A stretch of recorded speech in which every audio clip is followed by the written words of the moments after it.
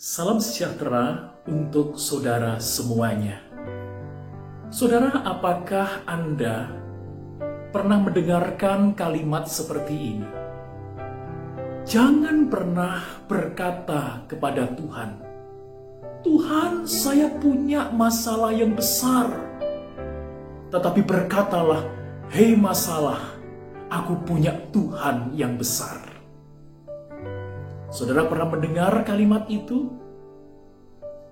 Tentu orang tidak salah dan sah-sah saja mengucapkan kalimat seperti itu.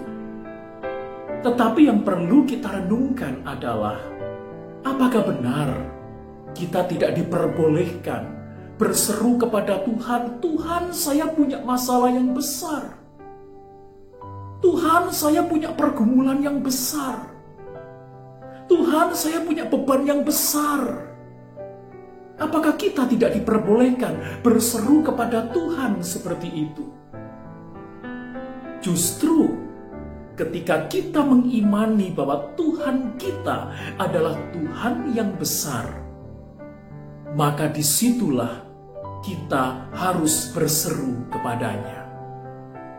Karena Tuhan kita adalah Tuhan yang besar, maka kita harus berseru kepadanya, maka kita harus memohon kepadanya, maka kita harus terbuka di hadapannya. Jadi apapun itu yang menghalangi kita untuk datang kepada Tuhan, apapun itu yang menghalangi kita untuk berseru kepada Tuhan, meskipun kalimat itu indah, itu sama artinya dengan bertentangan dengan iman kita. Karena iman kita mengajarkan bahwa kita sah berseru kepada Tuhan. Iman kita mengajarkan kita boleh bahkan harus berseru kepada Tuhan.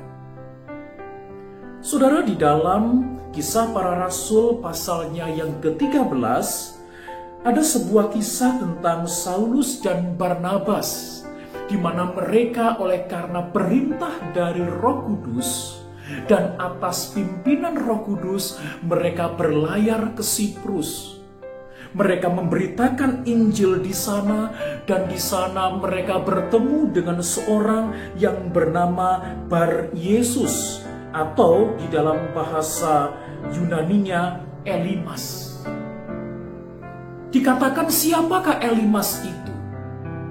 Elimas itu adalah sahabat dari gubernur Pulau Siprus.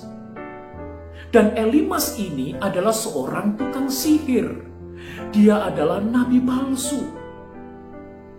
Nah, pada suatu saat gubernur mendengarkan tentang pengajaran tentang Yesus yang diberitakan oleh Saulus dan Barnabas. Dan dia tergerak hatinya untuk mendengarkan. Dia itu tergerak hatinya untuk belajar.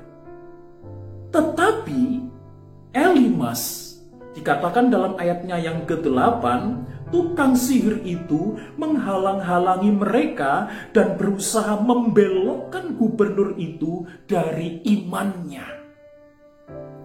Jadi ketika Paulus memberitakan, jadi ketika Injil itu sudah diberitakan, diajarkan, maka Elimas ini berusaha menghalang-halangi supaya iman gubernur itu berbelok.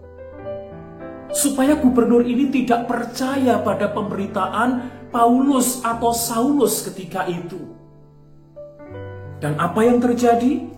Yang terjadi adalah bahwa Paulus mengatakan, "Lihatlah, tangan Tuhan datang menimpa engkau, dan engkau menjadi buta beberapa hari lamanya. Engkau tidak dapat melihat matahari, dan seketika itu juga orang itu merasa diliputi kabut dan gelap. Dan sambil meraba-raba, ia harus mencari orang untuk menuntun dia." Nah, pesannya cukup jelas di dalam bagian ini. Apapun yang menghalangi manusia untuk mendengarkan firman Tuhan, apapun yang menghalangi manusia untuk datang kepada Tuhan, itu pasti tidak akan diperkenan oleh Tuhan. Demikian pula dengan kita. Apapun yang menghalangi kita berseru kepada Tuhan, Apapun yang menghalangi kita terbuka kepada Tuhan, apapun yang menghalangi kita untuk datang kepada Tuhan, pasti semua itu tidak akan dibiarkan oleh Tuhan. Tidak ada satu kekuatan pun yang berhak menghalangi kita semua untuk berseru kepada Tuhan.